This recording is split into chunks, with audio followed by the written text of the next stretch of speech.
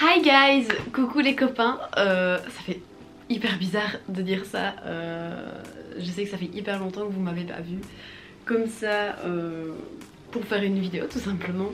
Ça fait quelques mois que je suis absente, enfin ça fait bien 2 mois je pense que je suis absente parce que j'ai eu vraiment beaucoup trop de choses à faire. Et si vous n'avez pas vu ma dernière vidéo où je faisais un petit chat make-up, routine, morning, ce que vous voulez, j'ai expliqué un peu pourquoi j'avais pas été autant là ces dernières semaines. J'ai eu vraiment beaucoup de boulot avec les cours, j'ai dû rendre mon mémoire, j'ai dû présenter mon mémoire, j'ai eu des examens, j'ai eu plein de choses à faire et là maintenant, je dis pas que je suis de retour pour de bon parce que j'ai encore mon jury à passer en juin, mais j'ai un petit peu de temps pour vous faire une ou deux vidéos peut-être, donc j'ai envie de profiter pour pouvoir vous publier un petit peu de contenu et ça me fait très plaisir d'être là et de parler avec vous parce que ça m'avait vraiment manqué. Je vais pas vous cacher que la lecture est un petit peu passée à la trappe ces temps-ci parce que justement j'avais vraiment trop de choses à faire et une fois que j'ai envie, enfin que j'ai le temps de me reposer, j'ai pas forcément envie de lire, ce qui est pas forcément bien parce que du coup je continue à être sur les écrans et c'est pas des plus sains pour mon corps et ma tête. Mais voilà, la lecture est passée au second plan pour le moment. J'essaie de pas trop me prendre la tête avec ça, je sais que ça m'a pris beaucoup de... Enfin ça m'a vraiment pris la tête en début d'année parce que j'avais une grosse panne de lecture et que je m'étais fixé un nombre de livres sur l'année, mais j'arrête de me mettre une pression comme ça parce que ça sert à rien et voilà, je vois un petit peu au jour le jour et là j'ai envie de me remettre à lire, je sens que je commence à avoir de nouveau l'envie et plus le temps, donc voilà, j'espère que je m'y remettrai. Du coup par contre j'ai quand même lu, j'ai un cheveu, j'ai quand même lu quelques livres en mars. Je n'ai rien lu en avril, genre rien du tout, nada. Mais par contre j'ai lu quelques trucs en mars et de chouettes lectures. Donc je vais vous en parler ici, étant donné que ça fait 2 mois voire plus que j'ai lu ces livres, mon avis n'est pas à chaud. D'habitude quand je fais un objet de lecture je les fais toujours à chaud, mais ici du coup mon avis ne sera pas tout frais dans ma tête. Je vais essayer de me rappeler de ce que j'ai lu. Du coup je vais m'aider aussi de Goodreads si mon téléphone veut bien s'ouvrir. J'ai lu que un seul roman, le reste c'est des mangas et des romans graphiques. J'espère que ça vous plaira quand même parce que je sais que dans ma communauté, enfin la plupart des abonnés préfèrent les romans. Mais voilà, ça fera un objet de lecture un petit peu différent justement avec un peu plus de contenu illustré on va dire. Donc voilà, pour le moment d'ailleurs je dois vous faire un book haul parce que j'ai acheté pas mal de choses. Donc le dernier livre que j'avais lu, dernier roman, c'était le tome 1 de Shadow and Bone que j'avais relu, donc c'était une relecture, c'était même pas une lecture. Et donc du coup après ça j'avais pas envie de lire forcément un livre. Oups là. Donc du coup j'ai lu un livre qui me faisait vraiment de l'œil depuis quelques temps, que je voyais en librairie. Il y a 2 exemplaires de sortie pour le moment et c'est L'homme le plus flippé du monde de Théo Grosjean. C'était hilarant, vraiment je me suis marrée comme une folle en lisant ce livre. En fait c'était vraiment tout moi, c'était vraiment moi tout craché. C'est en gros un illustrateur qui raconte un petit peu tous ces stress du quotidien et toutes les pensées intrusives et anxieuses qu'il a au cours de sa journée.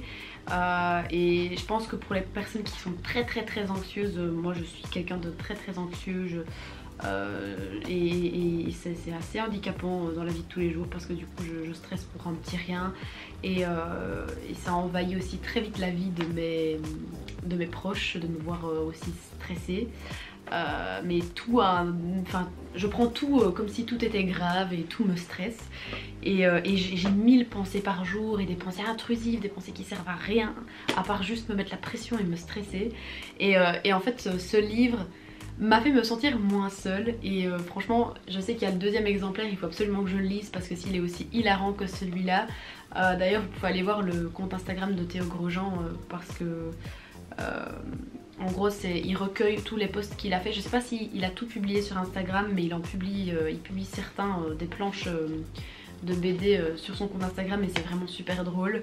Et vraiment franchement si vous êtes quelqu'un d'anxieux, de stressé pour tout et rien, pour des petites choses de la vie, je pense que vous allez vraiment vous reconnaître et que ça va peut-être aussi vous permettre de voir ça avec un regard neuf, dans le sens où justement c'est pris, comment expliquer ça, tous ces petits problèmes du quotidien et ces pensées intrusives sont expliqués de manière drôle et un peu loufoque, et donc ça permet de voir les choses un peu de manière moins grave on va dire, et justement un peu de décompresser. Et vraiment merci Théo Grosjean pour ça, parce que c'est vraiment un super concept de livre et j'ai adoré. Donc ça franchement petite pépite les gars, lisez-le, ça vaut vraiment le coup. J'ai vraiment hâte de lire le 2. Ensuite, une fois que j'ai lu L'homme le plus flippé du monde, j'ai lu ah oui, j'ai eu une belle claque. Une belle claque niveau manga. J'ai acheté Blue Flag et je l'ai lu. J'ai les deux autres volumes à lire et je les ai déjà ici dans ma chambre. C'est un shoujo. D'habitude je n'aime pas les shoujo, je lis très souvent que des shonen. Et ici vraiment c'est une petite pépite visuelle et scénaristique. C'est vraiment très bon. D'ailleurs quand j'étais chez mon libraire, libraire manga à Liège, donc je vais, pour les liégeois qui me suivent, je vais chez Slumberland souvent maintenant pour les mangas. Ça fait pas très longtemps que j'y suis allée, mais en fait je me rends compte qu'ils ont vraiment énormément de choix en manga, et ils conseillent assez bien, et dès que je l'ai acheté, ils m'ont directement dit à la caisse que c'était vraiment un super bon choix. Et en gros c'est l'histoire de deux amis d'enfance qui se retrouvent dans la même classe au lycée, et il y a une fille qui est également dans leur classe, et en gros c'est un triangle amoureux, c'est à dire que cette fille, donc c'est Futaba je crois,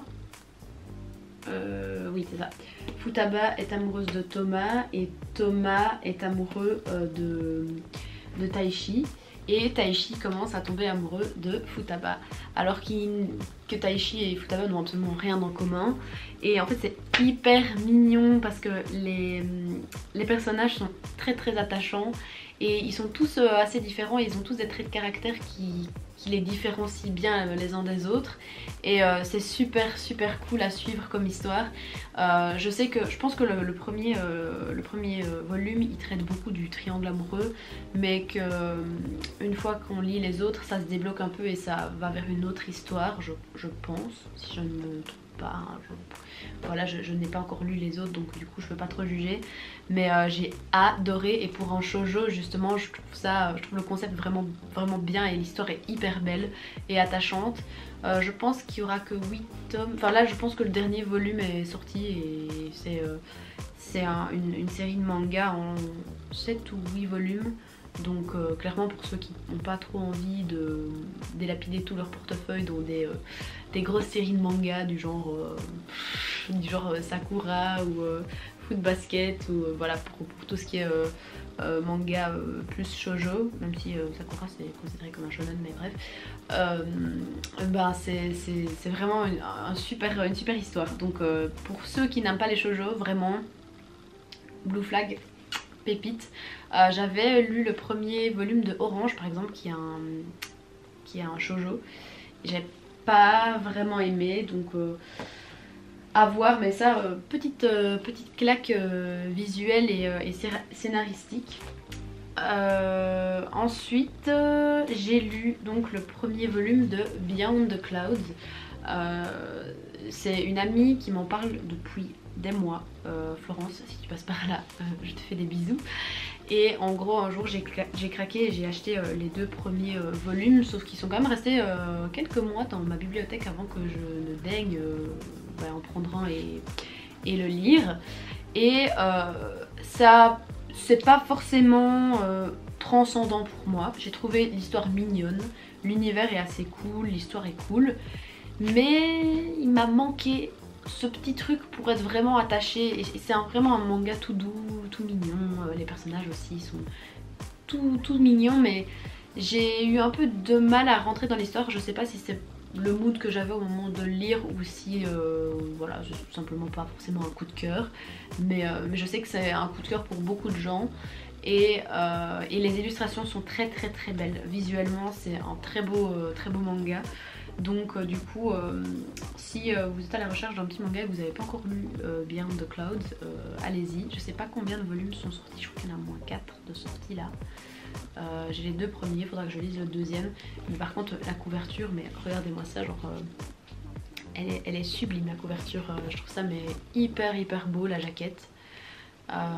Et donc oui, pour le résumer en fait, donc c'est Théo qui fait la rencontre de Mia qui est une jeune fille ailée mais il lui manque une aile.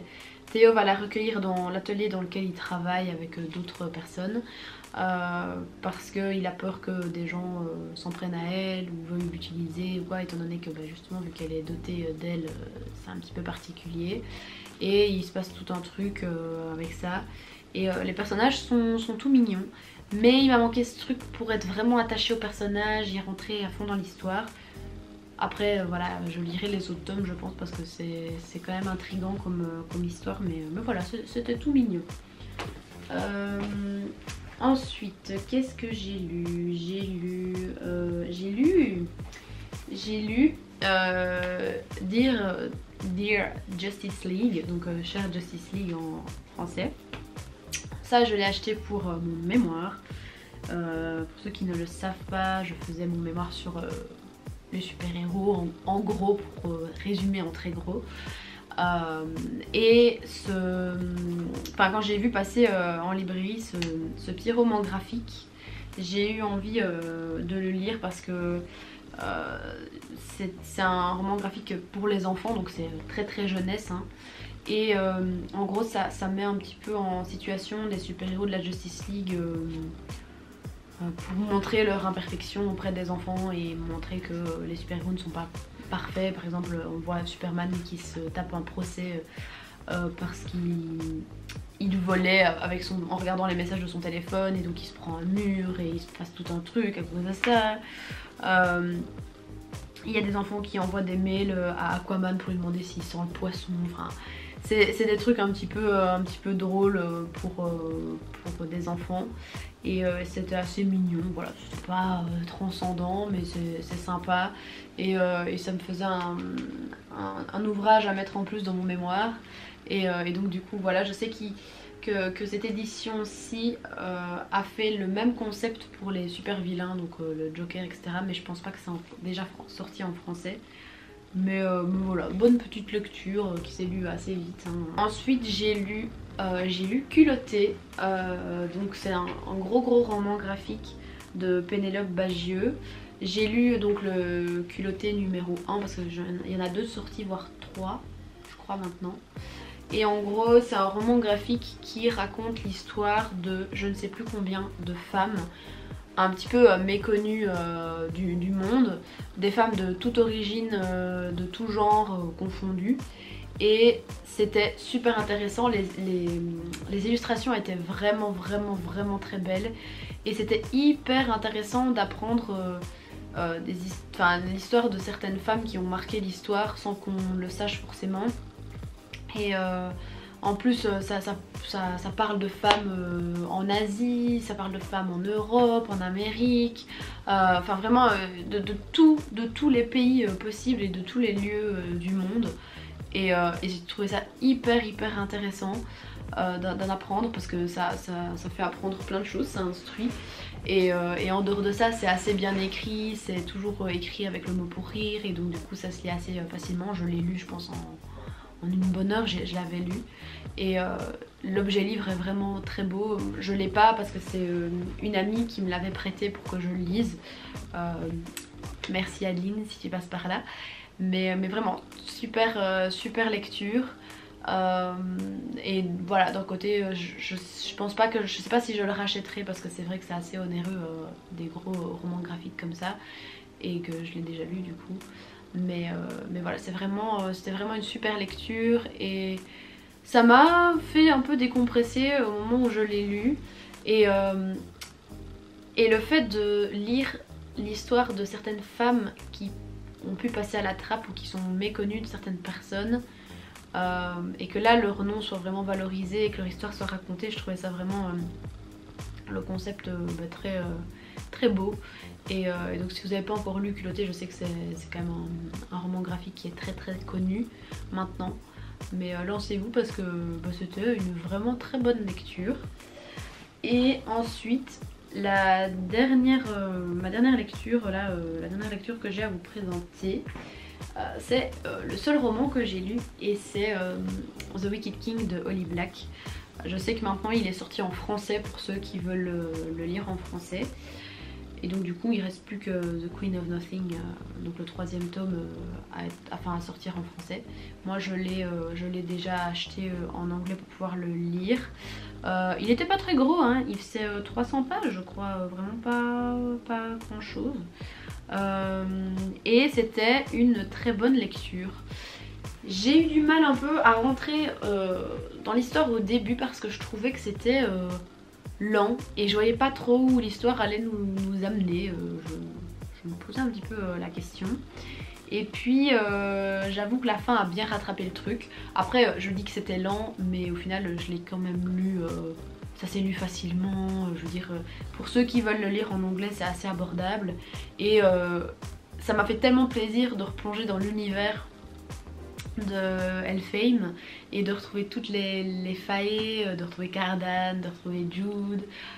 C'était vraiment très plaisant. Et donc du coup au final le fait que ce soit lent au début c'est un peu passé, ça m'a pas trop dérangé parce que justement j'étais très contente de retrouver l'univers qui me plaît toujours autant. Je trouve que l'univers est vraiment dingue et vraiment j'ai adoré. Et franchement la fin de ce livre, c'est juste dingue. Et là j'ai très hâte de lire le 3 parce que je me demande vraiment ce qui va se passer. La relation entre Cardan et Jude c'est quand même chef kiss. Et de plus en plus j'apprécie le personnage de Jude qui pourtant est une héroïne. Et souvent Dieu sait que je n'aime pas forcément les héros dans les livres parce que je les trouve vraiment trop gnangnans et je trouve qu'ils sont trop... Enfin les héros d'un côté c'est un petit peu le héros type, hein. Il porte un peu plein de responsabilités sur ses épaules etc. Et du coup il doit adopter forcément une certaine attitude et je trouve que Jude là elle est plus vue en tant qu'anti-héroïne et pourtant c'est l'héroïne de la saga.